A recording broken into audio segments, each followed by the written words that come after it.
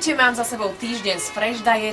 Čo sa týka jedálnička, celý deň som ju nedodržiavala, ale večere tie som sa snažila riešiť podľa predpísanej knižky s názvom Fresh Diet. V podstate cez deň som jedla tak, ako bolo možné, v plnej práci pri nakrúcaní, pretože sme pre STVčku nakrúcali reláciu štýlovo, čiže to bolo po reštauráciách stravovanie, ale k večeru síce niekedy aj o 9 som sa snažila urobiť nejakú tú zeleninovú mňamku, ktorá bola predpísaná.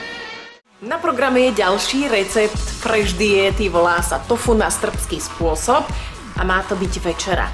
A vyzerá to veľmi chutne. Suroviny. Čo sa týka množstva danej zeleniny na večeru, myslím, že to úplne stačilo, že nebol problém sa dotláčať nejakým chlebíkom alebo niečím, čo tam už nebolo napísané.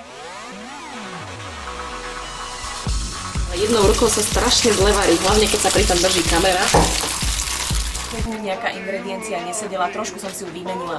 Napríklad bol tam šalát s plesňovým syrom alebo so smotanou, tak plesňový syr ani smotanu som jednoducho nepoužila, lebo to neľúbim a dala som inou nejakú ingredienciu.